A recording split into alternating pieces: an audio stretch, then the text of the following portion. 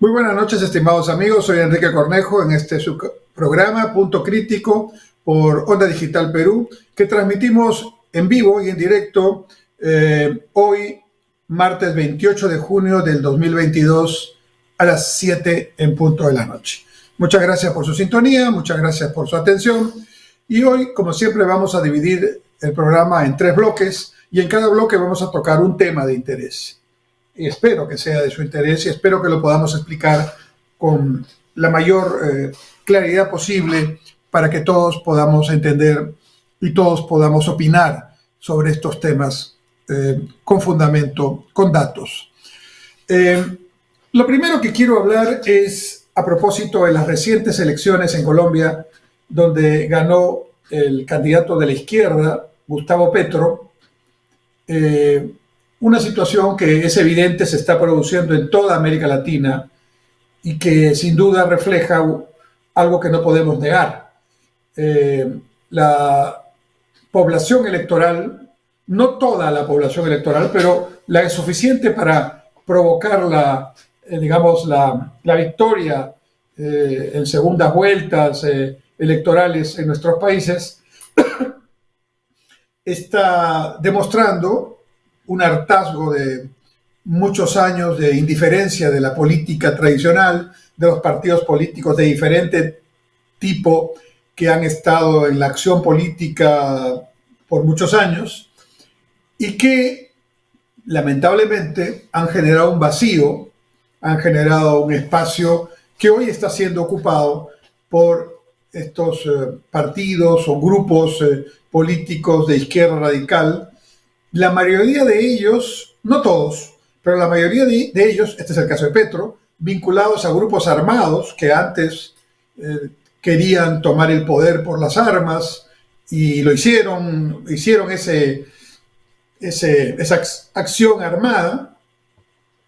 Y hoy, como esa modalidad de toma del poder no ha funcionado, porque la democracia se ha impuesto, hoy utilizan precisamente la democracia y sus debilidades para infiltrarse primero en las instituciones, para aprovechar del caldo de cultivo y la insatisfacción de la ciudadanía y de los problemas que todavía existen, por supuesto, y generan un discurso que claramente en medio de la ausencia de liderazgos, de la crisis de liderazgos, logra que cierta parte del auditorio pues crea en esas afirmaciones, generalmente de tipo muy vagas, frases comunes, muy adjetivas, con mucha ideología de por medio, pero sin gran sustento y lo peor, sin un adecuado análisis, un adecuado diagnóstico de lo que está pasando en el mundo y en América Latina. Pero es una realidad. Miremos rápidamente el mapa de América Latina, empezando por el norte, México. En México, en este momento, hay un presidente que es un presidente de izquierda. El presidente López Obrador es claramente un presidente de izquierda.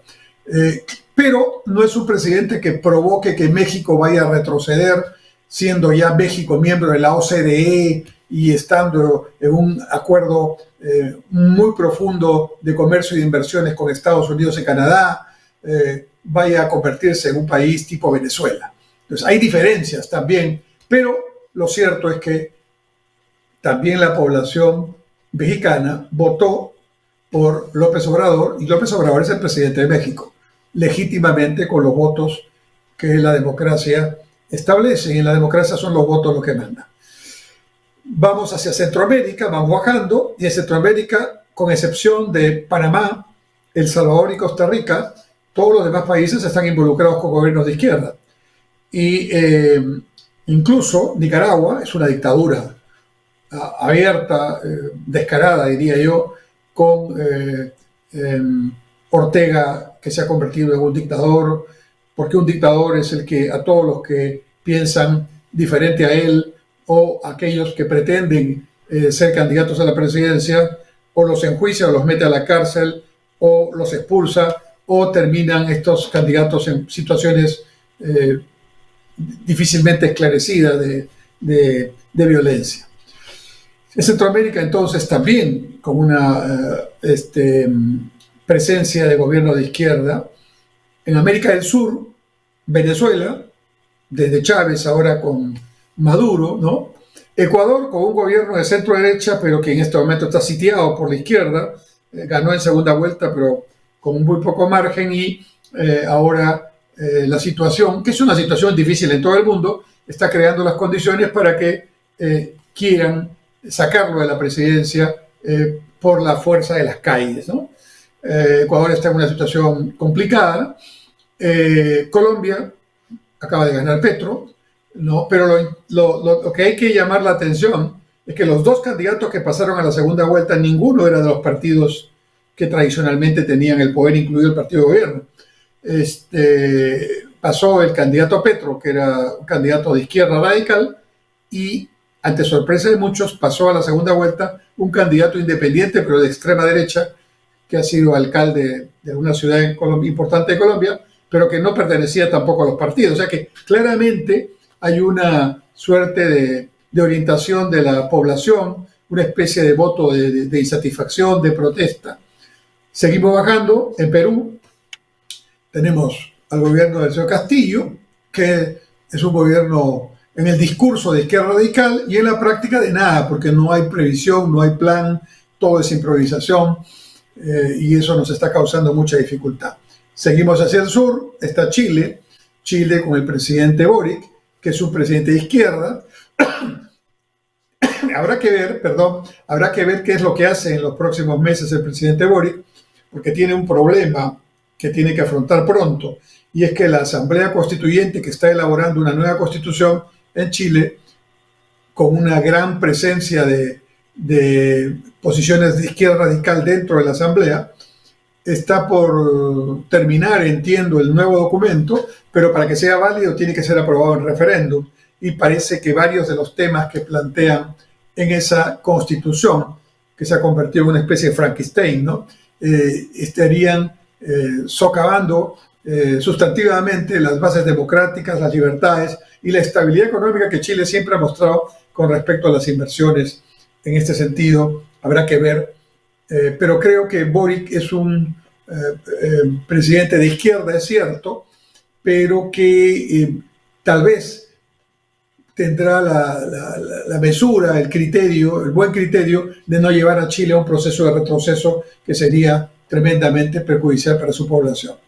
Vamos hacia el lado atlántico de América del Sur, y ahí tenemos Argentina, que está con el presidente Fernández, que es un gobierno también de izquierda, ¿no?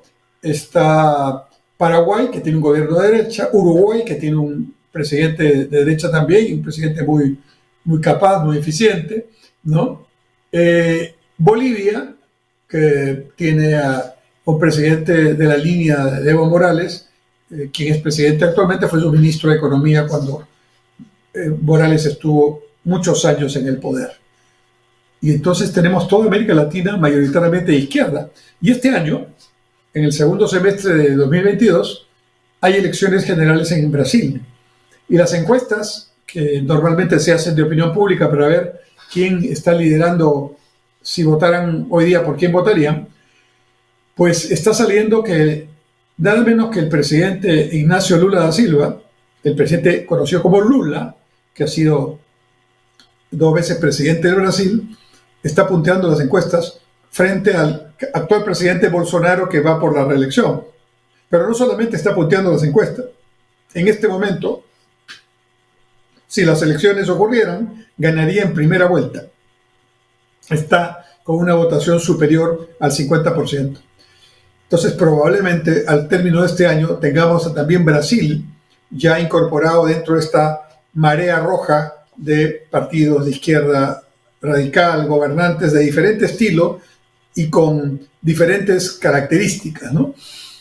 Entonces, es una realidad que no podemos tapar. ¿Esto significa que el electorado latinoamericano se ha vuelto socialista, comunista? No, sin duda no. Yo creo que hay una población sí que tiene esa manera de pensar, que el Estado tome los medios de producción, que se controle los medios de expresión, que se controlen, se subsidien y se controlen los precios, que se ahuyente a la inversión extranjera, la privada nacional también, en fin, y que se creen condiciones para perpetuarse en el poder. Eso es más o menos el esquema de Nicaragua, de Venezuela, de Bolivia con variantes, lo ha sido de Ecuador con Correa y ahora con problemas para el presidente Lasso actualmente, y con el beneplácito de Cuba, que mira con satisfacción lo que va ocurriendo. Ahora, en Perú, como ustedes saben, el tema no ha sido tan fácil. La débil democracia peruana, sin embargo, se ha defendido. El Congreso, que está bastante dividido, felizmente para el Perú, ha logrado que no pueda la posición del gobierno y la bancada que tiene en el Congreso y los aliados, que ahí hay uno o dos bancadas más, puedan sumar los votos necesarios para cambiar la Constitución por sí solos, o para convocar a una asamblea constituyente, o para cambiar el artículo de la Constitución que permita convocar a una asamblea constituyente, porque eso no lo permite la Constitución en estos momentos. Cualquier cambio constitucional, y se han hecho varios en los últimos 20 o 30 años, ¿no? Cualquier cambio tiene que hacerse a través del Congreso, sea para que el Congreso lo apruebe en una legislatura con votación normal y luego se someta a un referéndum, primer camino, o sea que el cambio parcial o total de la Constitución se haga en dos legislaturas del propio Congreso, en dos legislaturas diferentes, pero con votación calificada, arriba de 87 votos sobre 130 en total. Y felizmente, Perú Libre, el partido de gobierno, más Juntos por el Perú y alguna otra bancada por ahí que forman parte de la alianza parlamentaria que soporta el gobierno, no logran los votos necesarios para cambiar la Constitución por ellos mismos. Y el resto de bancadas, felizmente, en cada oportunidad que ha habido de intentos del gobierno para hacer ese cambio, no ha podido avanzar esa idea. Eso es muy bueno para Perú, porque imagínense si estuviéramos en estos momentos con asamblea constituyente en paralelo, esto sería ya un camino hacia Venezuela. Y obviamente los impactos económicos y en el empleo y en la sociedad que hubiéramos tenido serían terribles, ¿no? Mucho más de los que ya tenemos ahora y que son problemas, porque efectivamente estos 11, casi 12 meses ya de gobierno, en julio cumple un año el presidente Castillo, ¿no? Han significado un tremendo malestar, una tremenda situación de caos, de desconfianza e incertidumbre, ¿no? Una especie de agonía política, económica y social.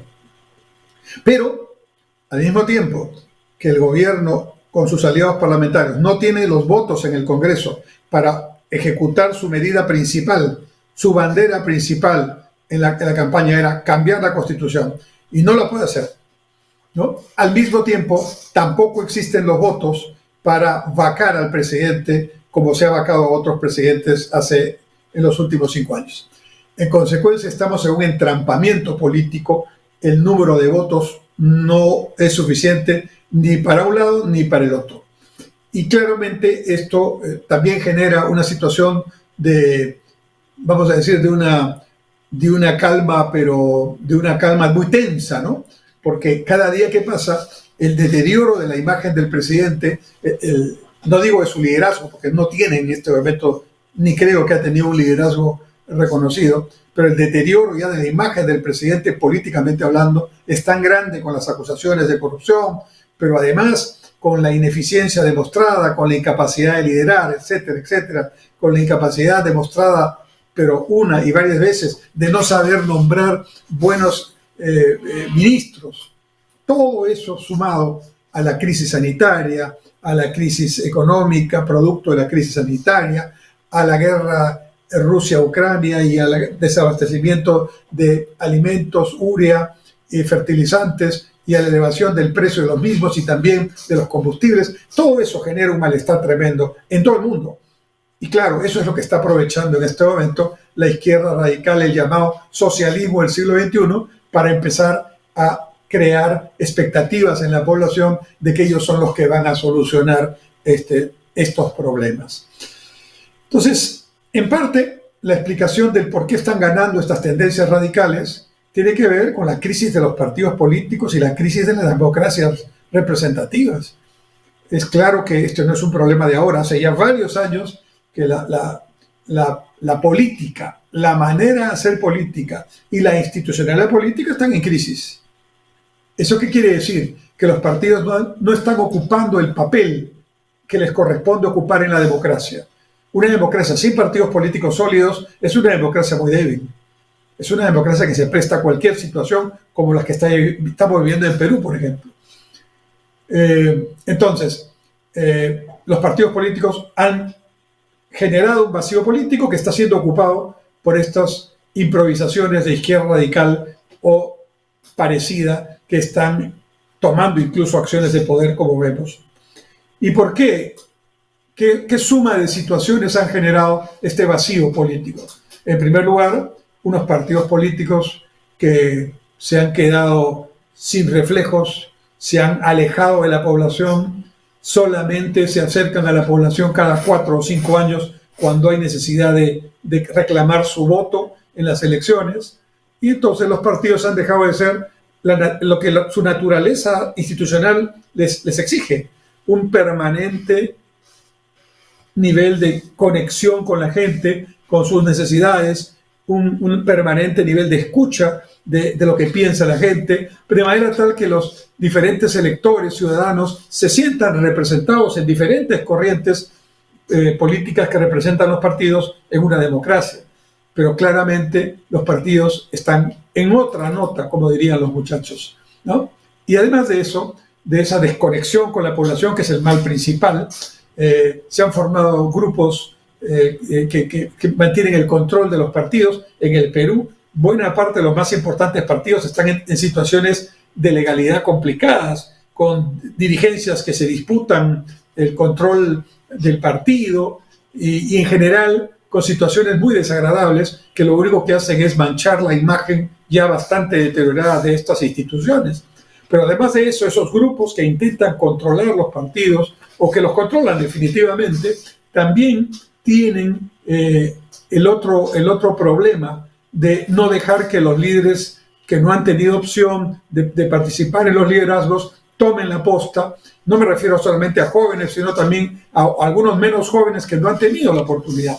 Entonces, la ausencia de nuevos liderazgos es otro problema, claro, que sin duda es una situación derivada de esta crisis de la política y de los partidos políticos. A ello hay que agregar que tampoco se han renovado las propuestas, los programas, las ideas. Se siguen planteando métodos políticos e ideas que ya no conectan con la población, y definitivamente esto hace que todavía sean menos atractivos, ¿no? Las mismas caras, ideas que no han sido renovadas, ¿no? Falta de formación de nuevos cuadros. Y si a eso le agregamos la poca o nula democracia interna al interior de los partidos y los hechos y las denuncias y escándalos de corrupción, tenemos el cuadro completo, ¿no? Hoy día la población mayoritariamente no cree en esas instituciones, no cree en esos liderazgos de siempre, y entonces busca alternativas, y como no las encuentra, cuando tiene que finalmente ir a votar, opta por estas propuestas que llenan el oído con discursos encendidos y con frases como la del presidente electo de Colombia, Petro, ¿no? Que dice: la riqueza no es de quien la genera, sino de quien la necesita. Se nota que Petro nunca ha estado al frente de un proyecto propio, de una empresa, de una inversión. No diría eso si esa fuera una experiencia que ha tenido. O la del propio presidente Castillo: no más pobres en un país rico, ¿no? Que también tiene la misma lógica ideológica, pero sin un sustento práctico, sin una ubicación pisando tierra, en lo que el mundo hoy día, en el siglo XXI, ya puede decir en base a su propia experiencia. Y vaya usted a ver la experiencia que hay en diferentes países con este tipo de planteamientos. Miremos nomás Europa Oriental. ¿Dónde está la Unión Soviética? Desintegrada, con una Rusia que ahora intenta recuperar el poderío del otrora imperio ruso, abusando de su poderío y matando ucranianos, invadiendo territorialmente para lograr sus objetivos. Pero la Unión Soviética, la poderosa Unión Soviética, que se consolidó después de la Revolución Bolchevique y que llegó a ser ganadora de la Segunda Guerra Mundial junto a los aliados Estados Unidos y el Reino Unido, ¿dónde está? No está, no existe, fracasó, se quebró, se desintegró. Y de esa Unión Soviética queda Rusia, que sigue siendo una potencia, ¿no? Pero 17 países independizados, uno de ellos Ucrania, ¿no? Pero hay otros más, Estonia, en fin, diferentes países que antes eran miembros de esa Unión de Repúblicas Socialistas Soviéticas. Pero es más, otros países que no eran la Unión Soviética, pero que eran satélites de la Unión Soviética en lo político, comunistas, ¿no? Tampoco ya no están en esa absoluta línea, ¿no? Hungría, miembro de la Unión Europea, ¿no? Rumanía, miembro de la Unión Europea, ¿no? Estonia, miembro de la Unión Europea, ¿no? Los países que formaban la Yugoslavia, también socialista, ahora forman 4 o 5 países independientes. Croacia es uno de ellos, Montenegro es otro. Ninguno está en el comunismo, ¿no? Y la ex República Democrática Alemana, la parte alemana comunista, desaparecida y ahora solamente integrada en una poderosa Alemania que forma parte de la Unión Europea y no tiene nada que ver con el comunismo. Y así podríamos seguir con muchos otros países. Checoslovaquia ya no existe, está dividida en República Checa y Eslovaquia, y ninguno de estos dos países está en el comunismo. Entonces, ¿dónde vamos a encontrar el referente que nos diga, oye, ese es el modelo que debemos seguir? No, el mundo ha cambiado, pero ha sido tan torpe el accionar político y tenemos que ser muy autocríticos aquí.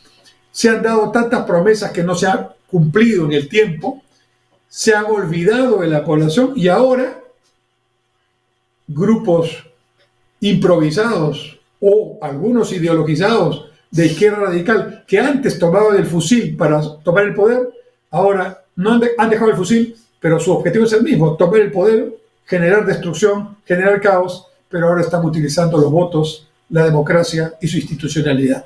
Esa es la situación.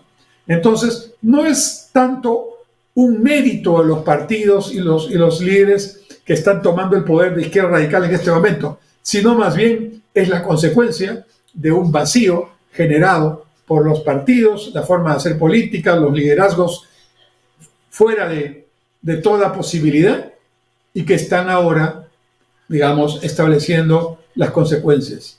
Tenemos una situación muy difícil en América Latina.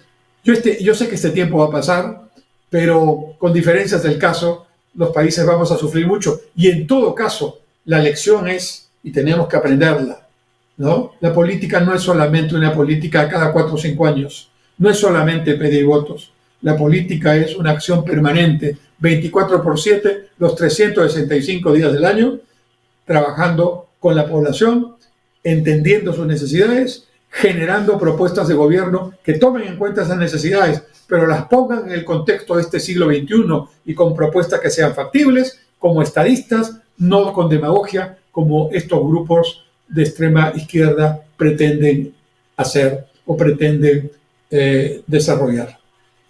Estamos en una situación de marea roja en América Latina.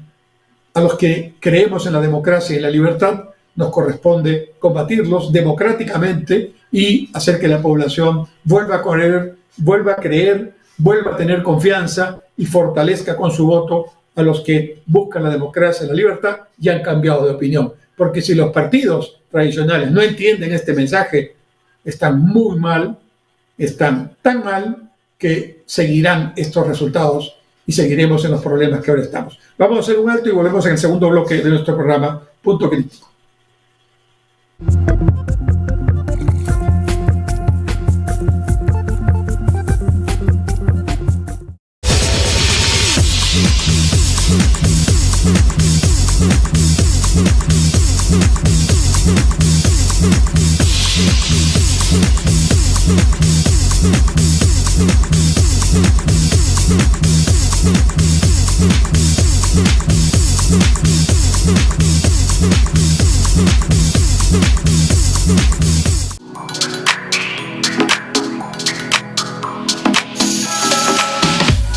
Hola, soy Adelaida Noriega Cabrera. Recuerda que tienes una cita íntima conmigo, pero ahora en un nuevo horario, los días lunes de 7 a 8 y los jueves de 8 a 9 de la noche. Déjame tus inquietudes, tus preguntas al WhatsApp 9999 031 50. No te olvides, tenemos una cita íntima.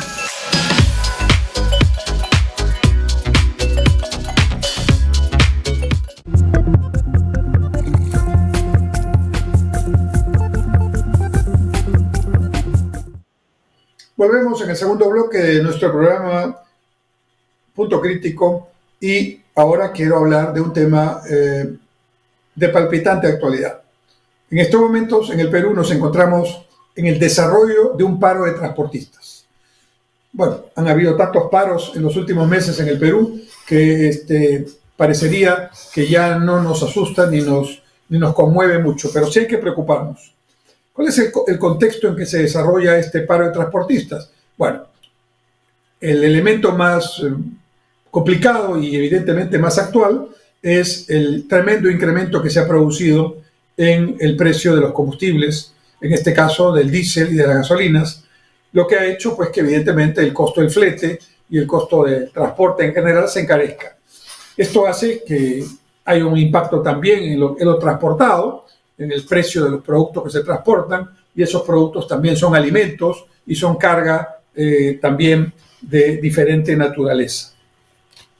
Frente a esto, ¿puede hacer algo el Perú desde su ubicación, desde su tamaño, desde su capacidad? Poco puede hacer con respecto al precio del petróleo, que como sabemos está arriba de $100, ¿no? Por barril, y que esto es producto principalmente de lo que ocurre en estos momentos en Europa, principalmente por la invasión abusiva de Rusia a Ucrania. El territorio donde se está desarrollando este conflicto bélico es un territorio clave para el abastecimiento energético, para el abastecimiento de fertilizantes y para el abastecimiento de alimentos a nivel mundial.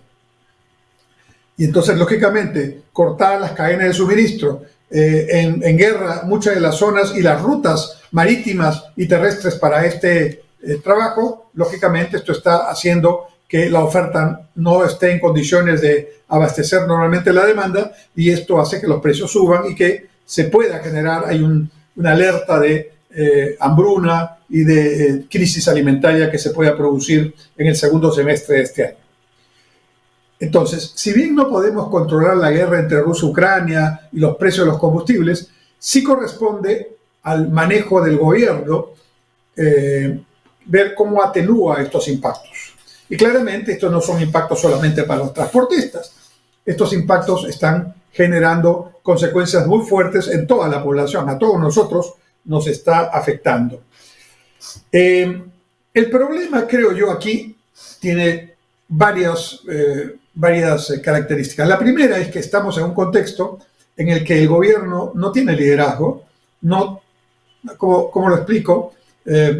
Se sienta en la mesa, pero no tiene un peso específico para sentarse en la mesa, no tiene autoridad para sentarse en la mesa. Es el gobierno, pero, digamos, su legitimidad no me refiero a su legitimidad en cuanto a los votos, el gobierno es legítimo en ese sentido, me refiero a su legitimidad en cuanto al liderazgo, ¿no? En cuanto a la eficacia de sus medidas, en cuanto a su capacidad para afrontar estas situaciones y otras.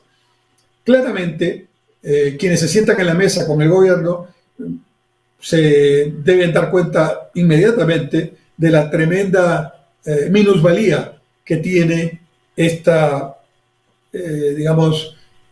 gobierno para poder desarrollar la tarea pública, la tarea de Estado que le corresponde, y que no es poca ni es fácil, por supuesto, pero que requiere unas capacidades mínimas que no parecen haber por ningún lado en el gobierno, pero tampoco parece haber la voluntad para superar este problema convocando a gente que sí sabe, pero que evidentemente no forma parte de su núcleo político.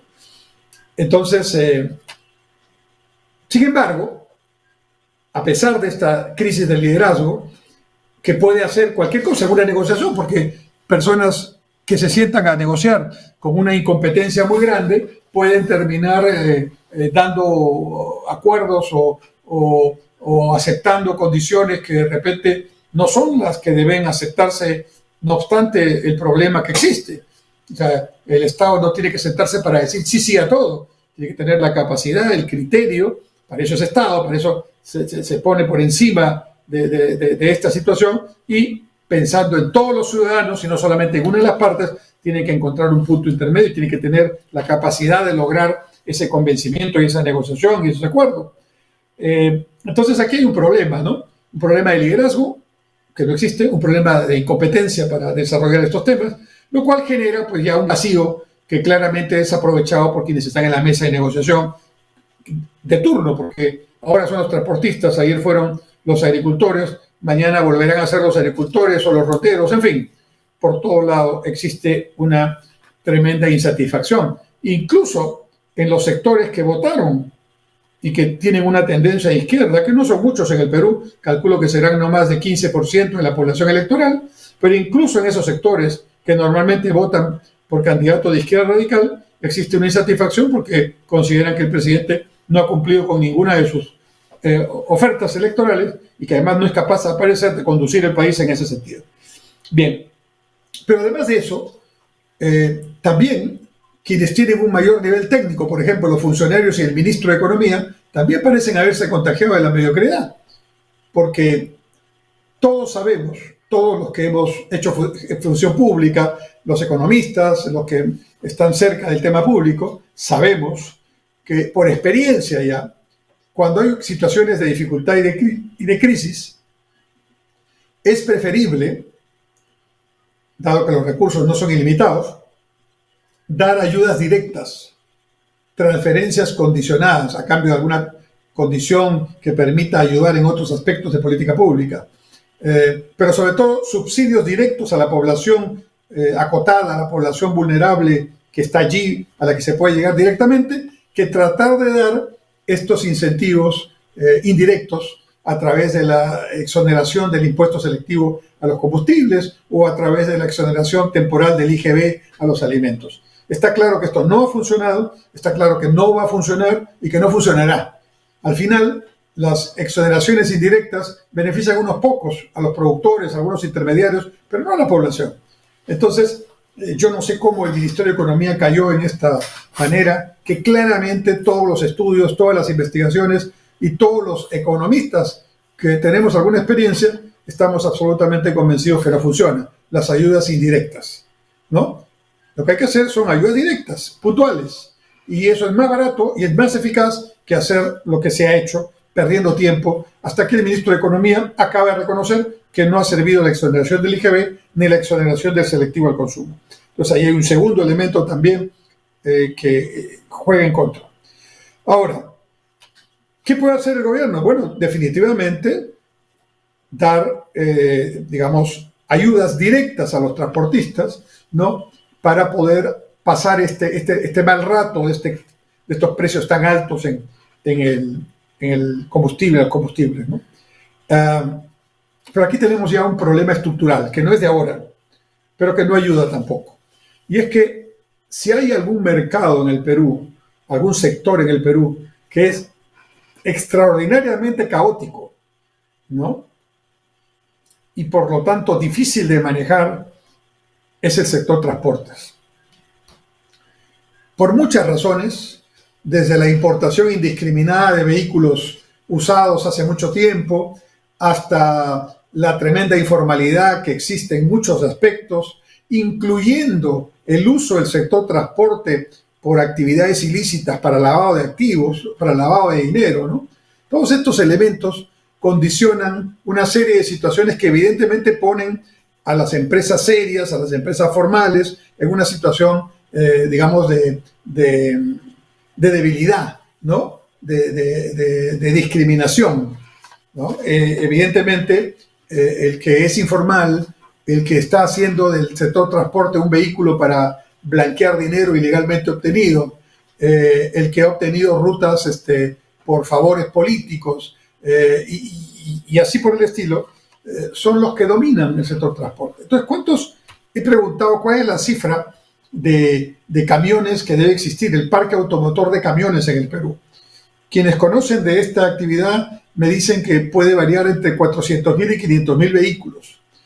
Pero aquí tenemos un problema, los datos. En este siglo XXI, hacer política pública, tomar decisiones sin datos adecuados, es ya un tremendo error.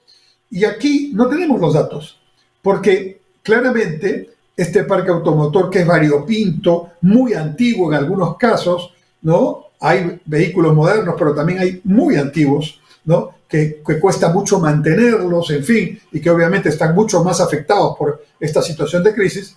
Este parque automotor se dice que tiene 400.000 o 500.000 vehículos, pero no sabemos cuántos de esos 400.000 o 500.000 son tolvas o son carretas, es decir, cuántos son los camiones con el motor y cuántos son las carretas que se anexan para llevar la carga.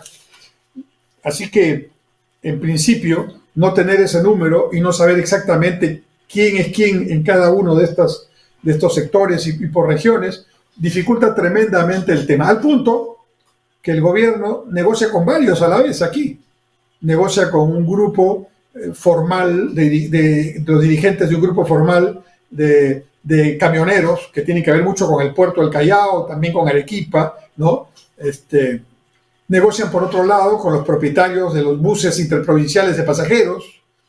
Ahora negocian también con un grupo que ha surgido de ciertos sectores de camiones que están asociados a los colectiveros informales, incluso a los mototaxis, que parecen ser también, han estado muy reforzados, muy alentados por el partido de gobierno y por el gobierno en las etapas primeras, y ahora están también ahí empoderados, ¿no?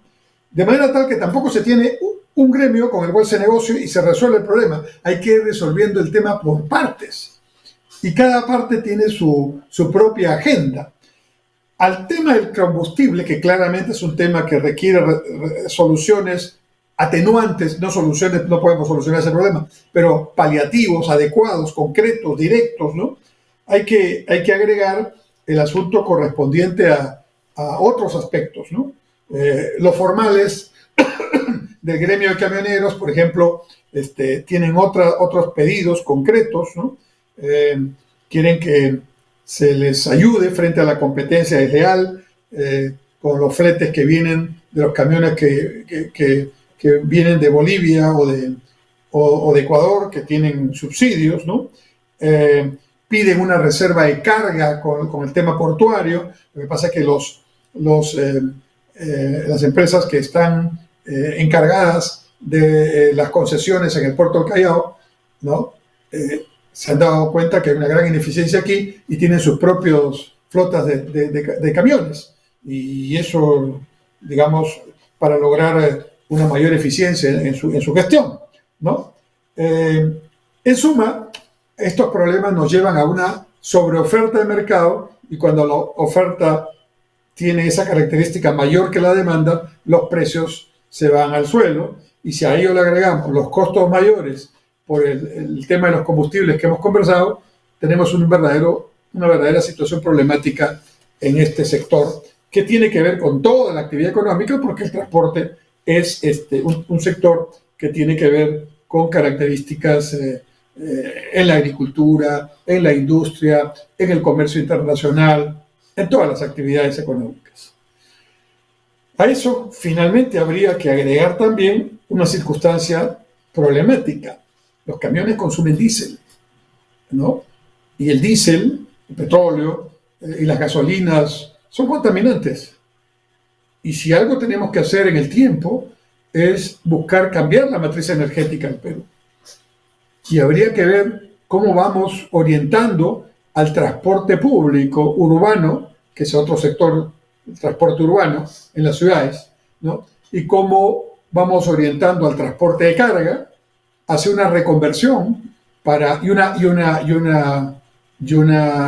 digamos, un rejuvenecimiento, vamos a decir así, y una modernización. Pero en ese cambio, con bono de chatarrero incluido, ¿no? Creo que habría que tener en cuenta la prioridad, ya mirando el mediano plazo, de tener en algún momento combustibles menos contaminantes.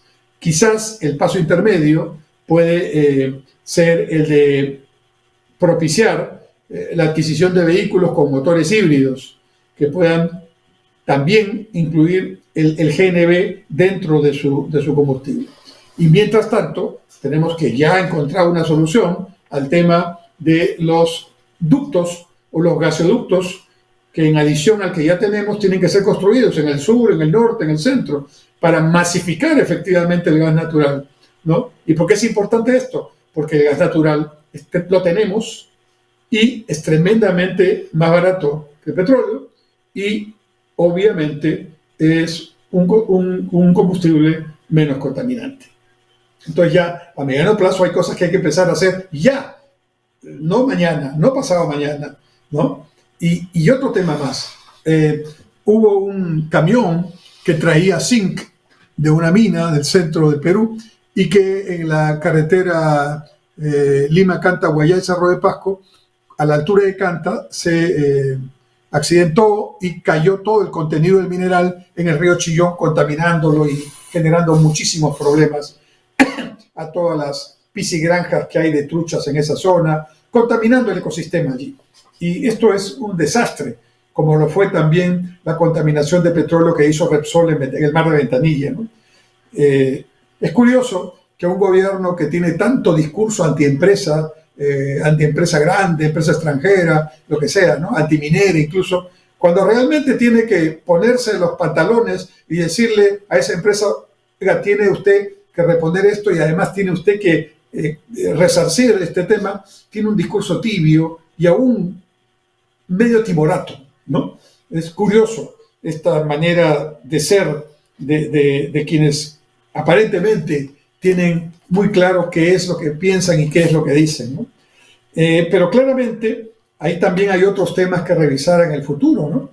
¿Por qué un camión tiene que bajar minería del centro si para eso está el ferrocarril?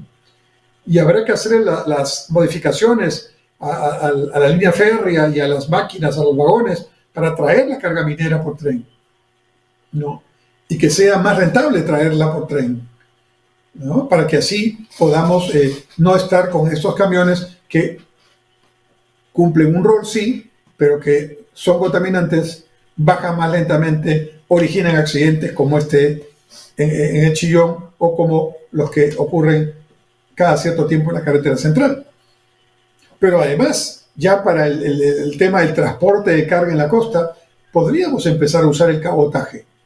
Es decir, navíos que lleven carga entre puertos en el Perú y que vayan haciendo al sur y al norte este cabotaje, bajando tremendamente los costos y generando también una menor contaminación y además poniendo en valor los puertos pequeños que están ubicados a lo largo de la costa de nuestro país. Son muchos los temas que hay que trabajar aquí, pero lo único que no hay que hacer es mantenerse en esta posición tan, vamos a decir, mediocre, tan generadora de incertidumbre, de caos, donde nada se maneja con eficiencia, donde todo parece estar en función de, vaya usted a saber qué, ¿no? Lo que se pueda, lo que salga, ya veremos mañana. Es decir, es una cosa increíble la que está viviendo el Perú. Y el tema, mucho cuidado, estimados amigos, no es que el gobierno tenga responsabilidad en la guerra de Ucrania-Rusia, ni en el incremento del precio del petróleo, ni aún en el incremento de los precios de los alimentos que generan efectivamente una inflación importada. Nadie le puede atribuir responsablemente eso al gobierno peruano. No, a cualquier gobierno que estuviera al mando. Eso está claro.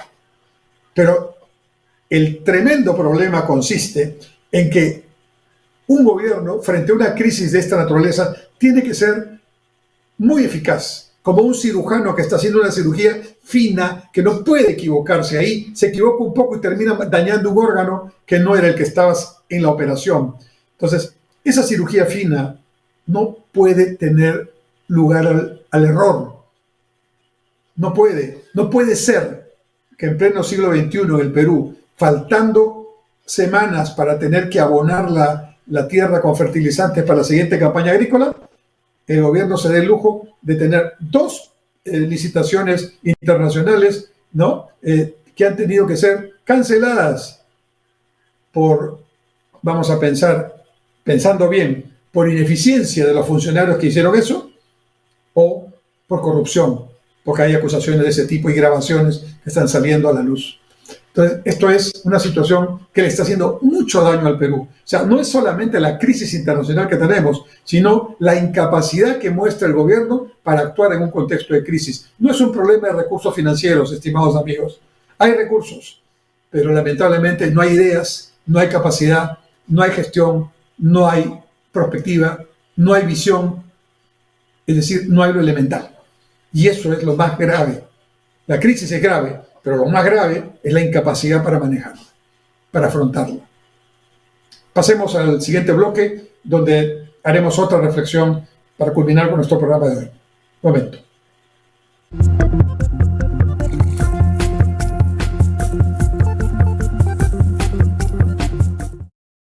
Algunas veces es formal, otras es más casual, a veces es pícaro, pero siempre muy entretenido.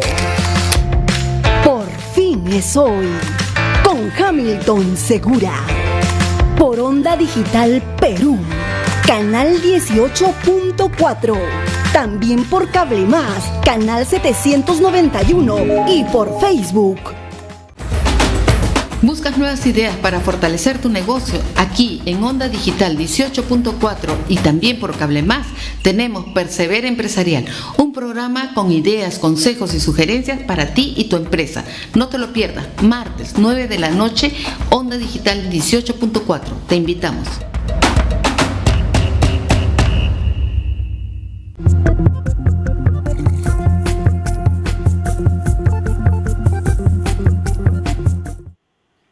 ¿Cómo están, estimados amigos? Vamos al tercer y último bloque de nuestro programa Punto Crítico por Onda Digital Perú. Hemos hablado en el primer bloque de estos cambios políticos que están ocurriendo en toda América Latina y el Caribe, con influencia de partidos y de líderes gobernantes que están ganando elecciones y que pertenecen a posiciones de izquierda radical o de aventurismo o socialismo del siglo XXI, como quieran llamarlo. En el segundo bloque hemos hablado del paro de los transportistas y la tremenda complejidad que tiene este tema. Y ahora quiero hablar del último reporte que ha sacado el Banco Central de Reserva, lo ha hecho el día de ayer, que es el reporte de inflación al mes de junio del año 2022. Este reporte es importante porque el Banco Central es la única entidad seria en la que podemos confiar en este momento para las cifras económicas. Y si no, tenemos que ir a instituciones de fuera, porque las otras instituciones lamentablemente no están cumpliendo su papel. El Banco Central de Reserva, en este informe, que seguramente pronto el presidente del Banco Central, Julio Velarde, dará una conferencia de prensa detallando todo esto, lo más importante que nos dice es que su previsión de crecimiento económico para el año 2022 de Perú es más baja de la que tenía hace 3 meses. En efecto, hace 3 meses el Banco Central de Perú decía que el Perú iba a crecer este año 3,4%. Que ya es menos que el 4,5% que el año pasado se pensaba cuando se hizo el presupuesto para el año 2022. Es decir, 3,4 era lo que pensaba hace 3 meses el Banco Central. Ahora el pronóstico de crecimiento del Perú en el año 2022 es 3,1%, más bajo. Y para el 2023, 3,2%, casi lo mismo. ¿Esto qué significa, estimados amigos? Primero significa que estamos teniendo un problema de crecimiento, porque claro, 3,1, si fuera el dato final de Perú este año, es un dato positivo, pero el problema no es ese.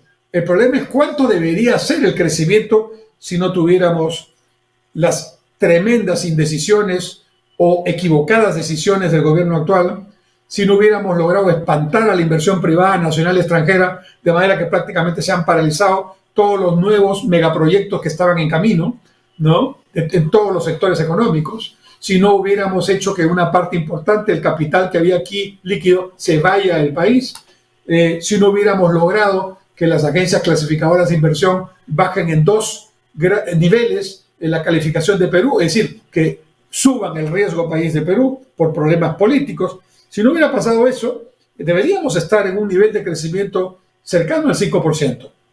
No porque la crisis mundial pudiera ser diferente, no, con crisis mundial podríamos estar cerca del 5%, teniendo en cuenta la capacidad que tiene la economía con los proyectos y las carteras de proyectos que están ahí potencialmente para desarrollarse en el sector minero, en el sector industrial, en los agronegocios, en el turismo, en la infraestructura, etc. Entonces, estamos con un nivel mucho menor al que se pensaba hace meses y con pronósticos que siguen a la baja, ¿no? Ahora, fundamental para que haya crecimiento es que la inversión privada crezca. Y el propio Banco Central dice en este informe de junio, que acaba de ser publicado, que el crecimiento de la inversión privada este año es 0%. Pero yo creo, me reafirmo, en que el Banco Central de Reserva está haciendo en este tema una posición moderada, conservadora, diría yo, para no alarmar probablemente a los inversionistas. Pero si vamos a otras instituciones privadas de prestigio, algunos bancos que también hacen su cálculo, la estimación de la inversión privada en el año 2022 es negativa en cuanto a crecimiento. Algunos llegan a plantear un menos 7%, un menos 9%. Y esto es grave porque si no hay inversión privada, no hay crecimiento. Si no hay crecimiento, no hay empleo. No hay recuperación del empleo. Entonces, la primera gran conclusión que nos da este informe del Banco Central, novísimo, recentísimo, para los amigos que nos están escuchando y viendo, es que el crecimiento no está elevándose como debería estar. Y eso hace que no se generen los nuevos empleos que se necesitan, no solo para reponer los empleos perdidos por la pandemia, que son cerca de 1 millón de empleos que todavía no se han repuesto, sino para incorporar al empleo a la fuerza laboral que cada año ingresa, cumpliendo la edad mínima de la fuerza laboral, que son estimados en 300.000 jóvenes. Entonces, el otro problema junto con el crecimiento pequeño y la inversión privada negativa, es que el empleo generado es mínimo. Ahí está entonces el primer tema importante y preocupante. El segundo tema importante, y creo que debe ser muy importante mirarlo con atención, es que el Banco Central reafirma que la inflación anualizada en este momento en el Perú es 8%. ¿Es alto, es bajo? Alguien dirá, pero todo el mundo está en inflación. Sí, pero no miremos al mundo, mirémonos a nosotros. Porque cuando en el año 2008, 2009, 2010 también ocurrió una crisis en la economía mundial de grandes proporciones, el Perú, el primer año, soportó creciendo cerca de 1%. Pero el siguiente año, la inversión privada, viendo el esfuerzo que se hizo en el año anterior por el sector público, generó confianza, recuperó vuelo y crecimos casi 9% en plena crisis internacional. De manera que no nos digan que en plena crisis internacional no se puede crecer. Sí, con el crecimiento potencial que tienes puedes hacerlo, ¿no? Se encarecen algunas cosas, algunos proyectos quizás se demoran un poco más, pero si tienen la confianza, es al contrario una buena oportunidad para desarrollar proyectos con más velocidad. Por ejemplo, con precios altos de minería, que entre otros se produce por esta guerra también, ¿no? Entre Ucrania y Rusia, deberíamos estar corriendo en los proyectos mineros, acelerando, preguntando qué hacemos para que inviertan más rápido, ¿no? En lugar de eso, miramos arriba como gobierno, o el gobierno mira hacia arriba para no pluralizar, ¿no? Cuando están los conflictos mineros, no tiene capacidad para negociar, no tiene autoridad para que no haya violencia, y 2 importantísimos proyectos mineros están paralizados en momentos en que el precio está alto. Eso pues es exactamente dispararse a los pies para que por propia iniciativa no podamos caminar adecuadamente. Pero a mi juicio lo más preocupante es que el Banco Central no solamente dice que la inflación es 8%, cuando hasta hace 1 año y medio, durante 20 años, hemos tenido una inflación que no superaba el rango del 2 al 3%. Lo que dice el Banco Central en este informe de junio es que la inflación recién volverá a su rango meta de 2 o 3% en la parte final del año 2023. Esto está en el informe, por favor, mírenlo.